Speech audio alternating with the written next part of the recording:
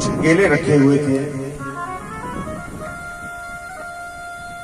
कन्हैया केले हैं खाने के लिए कि काकी भूख लगी है, कुछ भी ले आओ।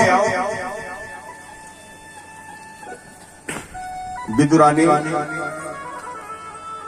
केले के फल लेकर के पहुंची है, आकर के भोग लगाने के लिए परमात्मा को। और जैसे ही भोग देने लगी, केले का छिलका निकाला, छिलका कन्हैया को थमा दिया, फल बाहर फेंक दिया। कन्हैया भी बड़े प्रेम से खा रहे हैं। अरे काकी, इसमें तो बड़ा स्वाद है, बहुत स्वादिष्ट फल है। इतने में विदुर आ गए। विदुर ने देखा, अरे कन्हैया छिलके खा रहे हैं। विदुरानी को डांट दिया,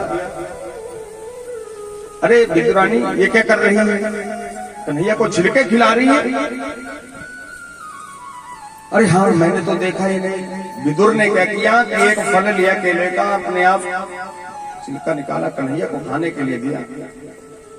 कन्हैया ने वो भी खाया। कन्हैया कहने लगे, काका जो स्वाद छिलके में था वो उस फल में नहीं है।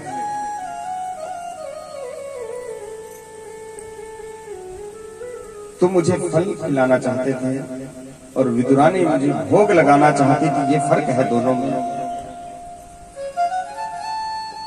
दुर्योधन के मेरे त्याग साक विदुर घर खाई, भाव का भूखा हूं मैं भाव ही सार है। भाव से मुझको भजे उसका बेड़ा पार है। और महाभारत के युद्ध की तैयारी हुई है। महाभारत, समस्त राजा महाराजाओं ने उस युद्ध के बीच में भाग लिया। संजय ने धृतराष्ट्र को सारा संवाद सुनाया है कुरुक्षेत्र की भूमि का, क्योंकि संजय के पास दिव्य दृष्टि है, जिसे आजकल की भाषा में इंटरनेट कहा जाता है। प्राचीन भारत में इसी इंटरनेट का नाम दिव्य दृष्टि था। अब युद्ध कहां हुआ, कुरुक्षेत्र में, और कहां दिल्ली में बैठकर के उसका सारा वृत्तांत सुनाया। लाइव टेलीकास्ट जिसको कहते हैं, सीधा प्रसारण। धृतराष्ट्र संजय से पूछते हैं, संजय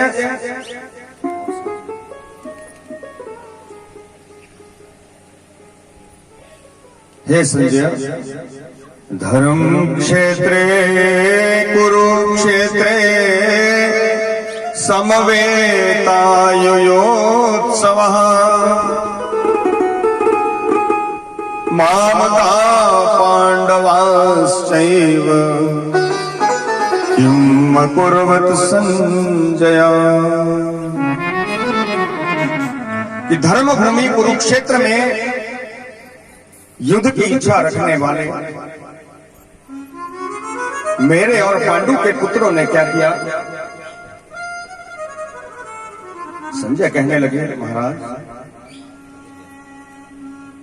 युद्ध करने के लिए दोनों तरफ की सेनाएं जो है वो तैयार हैं।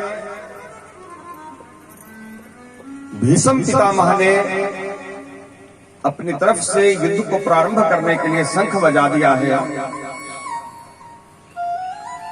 पांडवों के पक्ष से भी युद्ध के लिए शंख बजाया गया। श्री कृष्ण भगवान ने सबसे पहले शंख बजाया है, परंतु श्री कृष्ण भगवान ने शस्त्र नहीं उठाने की प्रतिज्ञा ले रखी थी। पांचजन्यम हृषिकेशो देवदत्तम धनंजय पौंड्रदधमौ महाशंखं भीमकर्मा वृकोदरः। श्री कृष्ण भगवान ने पांचजन्य नाम का शंख बजाया है।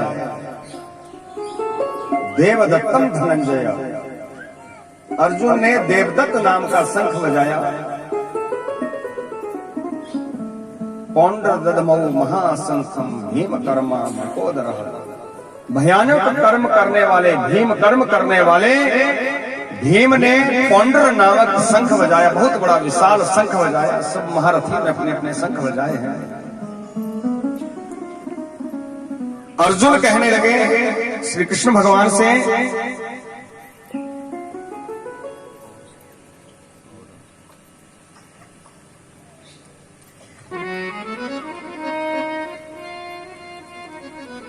हे श्री कृष्ण भगवान, सेनयो उभयो मध्य रथम स्थाप्य में अच्युत, दोनों सेनाओं के बीच में मेरे रथ को खड़ा कीजिए। मैं पहले देखना चाहता हूं कि ऐसे कौन कौन से सूरवीर योद्धा जो हैं वो इस युद्ध भूमि के बीच में उपस्थित हुए हैं। देखा दोनों तरफ, जैसे ही श्री कृष्ण भगवान ने रथ को दोनों सेनाओं के बीच में खड़ा किया है, देखा सारे सगे संबंधी, सब रिश्तेदार, ताया चाचा मामा, सब संबंधी लोग लड़ने के लिए आए हुए हैं। अर्जुन कहने लगा कि मैं युद्ध नहीं करूंगा, मैं अपने रिश्तेदारों को नहीं मार सकता हूं, अपने सगे संबंधियों को नहीं मार सकता हूं। भगवान कहने लगे कर्मण्येवाधिकारस्ते मा फलेषु कदाचन, कर्म करना तुम्हारा अधिकार है, फल की इच्छा मत करो।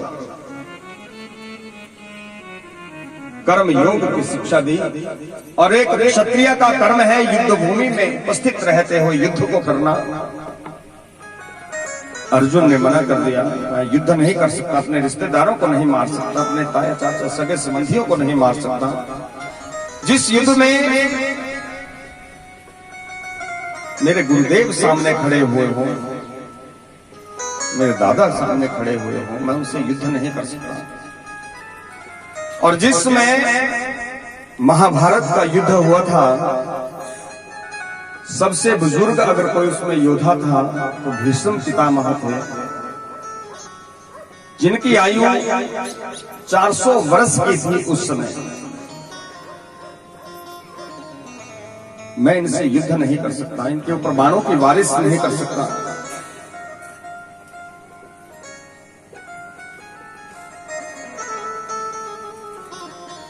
अर्जुन रथ के पिछले भाग में जाकर के बैठ गए।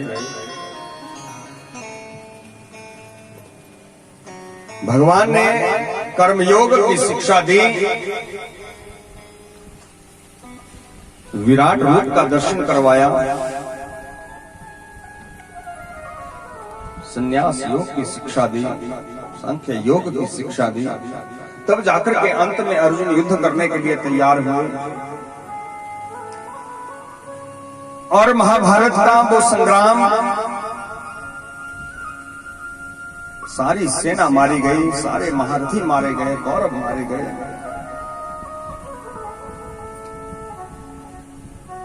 दुर्योधन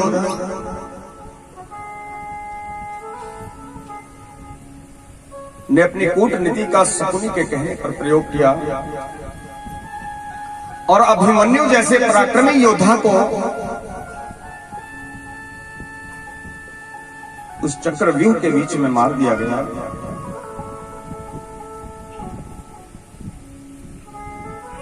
सारे कौरव मारे जा चुके हैं, दुर्योधन मृत्यु शैया पर पड़ा है। इतने में अश्वत्थामा आया है, दुर्योधन से बात करने लगा। दुर्योधन अश्वत्थामा को कहने लगा, अरे ऐसा कोई मित्र होता है जो बीच युद्ध में साथ छोड़ करके चला गया? ऐसा कोई मित्र होता है? अश्वत्थामा कहने लगे, दुर्योधन मैं तपस्या करने के लिए गया हुआ था, मैं शक्ति प्राप्त करने के लिए गया हुआ था, कहो मेरे लिए क्या आज्ञा है, जो तुम कहोगे वो मैं करूंगा। दुर्योधन मौत के मुख के सामने खड़ा हुआ, मौत इंतजार कर रही है और कह रहा है कि अभी मैं पांचों पांडवों का वध देखना चाहता हूं, पांचों पांडवों को मैं मरा हुआ देखना चाहता हूं। अश्वत्थामा चल पड़ा तलवार लेकर के कि कल के सूर्योदय से पहले पहले पांचों पांडवों का वध करके आऊंगा। भगवान को पता लग गया, श्री कृष्ण भगवान को पता लग गया। पांडवों के पास गए, पांडवों से कहने लगे, अरे भैया चलो, थक गए होंगे, आज दिन तक इतना युद्ध किया है, चलो कहीं घूमने चलते हैं। पांडव चल पड़े कन्हैया के साथ। पांचों पांडवों के 5 बच्चे भी थे, द्रौपदी के 5 पुत्र भी थे, उनको भी कहा, उन्होंने कहा नहीं द्वारिकाधीश, हम आराम करना चाहते हैं, हम घूमने के लिए नहीं चल सकते हैं, हम थक चुके हैं। परमात्मा ने कहा तुम्हारी मर्जी है। पांडव चले गए। इतने में शिविर में रात्रि को अश्वत्थामा आता है। पांचों पांडवों के 5 बच्चों का वध कर दिया। सोए हुए थे, अंधेरा था, और 5 पांडवों के उन बच्चों के सिरों को एक थैले में भरा और चल पड़ा वहां से कि दुर्योधन को ले जाकर के दिखाऊंगा। दुर्योधन के पास पहुंचा आकर के सुबह का समय होने वाला था। दुर्योधन इंतजार कर रहा है कि अश्वत्थामा आएगा। देखा अश्वत्थामा आ गया और इसने कुछ उठाया भी है। अरे अश्वत्थामा, हाँ दुर्योधन, मैंने जो वचन दिया था उसको मैं पूरा करके आया हूं। मैंने 5 पांडवों का वध कर दिया है। दुर्योधन कहने लगा ऐसा नहीं हो सकता।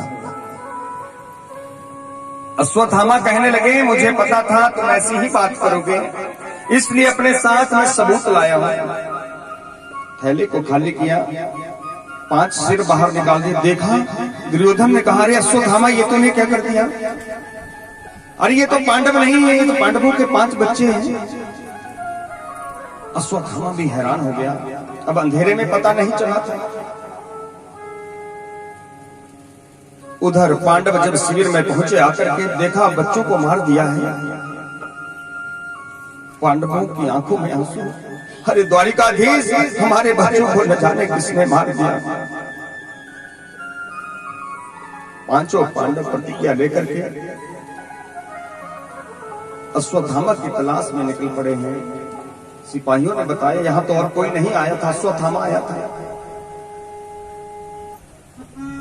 अश्वत्थामा सामने से आ रहा था, अर्जुन भी सामने से आ गए। युद्ध हुआ दोनों के बीच में। अश्वत्थामा को परास्त कर दिया और अश्वत्थामा को लेकर के साथ में आ गए। द्रौपदी के पास आए। कहो द्रौपदी, जो तुम कहोगी वो मैं करूंगा। अभी इस अश्वत्थामा का मैं वध कर दूंगा, इस पापी का अभी संहार कर दूंगा। द्रौपदी कहने लगी, आंखों में आंसू। द्रौपदी कहने लगी अरे कैसी बात करते हो? अगर अश्वत्थामा को मारने से मेरे बच्चे लौट करके आ जाते हैं तो ठीक है, इसको मार दो। अरे द्रौपदी, बच्चे तो मर चुके हैं, वो कहां से लौट करके आएंगे? तो फिर अश्वत्थामा को मारने से क्या लाभ? अब मां तो मां होती है, मां का हृदय तो मां का ही होता है। और ऐसे भी अश्वत्थामा जो है वो गुरुपुत्र है। गुरुपुत्रो न हन्तव्यः, गुरुपुत्र को नहीं मारना चाहिए, क्योंकि गुरु का जो बेटा है, गुरु की जो बेटी है, वो सगे भाई बहन की तरह होते हैं। कन्हैया की तरफ देखा, कन्हैया थोड़े से मुस्कुराए, और जैसे ही थोड़े से मुस्कुराते हैं कहने लगे अर्जुन, मारो भी मत और छोड़ो भी मत। अर्जुन समझ गए। अर्जुन ने अश्वत्थामा का आधा सिर मोड़ दिया, शिखा निकाल दी। माथे में जो तेज की मणि थी, उस तेज की मणि को निकाल दिया।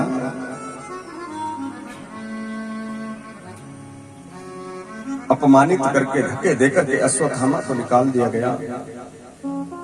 अश्वत्थामा वहां से चला गया। अश्वत्थामा ने अपने क्रोध का, अपने उस अपमान का बदला लेना चाहा। अश्वत्थामा ने ब्रह्मास्त्र का प्रयोग किया। अश्वत्थामा कहने लगा कि मैं पांडवों के कुल में, पांडवों के वंश में किसी को नहीं छोड़ूंगा। अभिमन्यु की जो घरवाली है उत्तरा गर्भावस्था के बीच में है। उत्तरा ने गर्भ को धारण कर रखा है।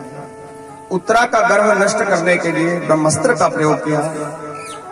उत्तरा ने अपनी तरफ बढ़ते हुए उस तेज को देखा।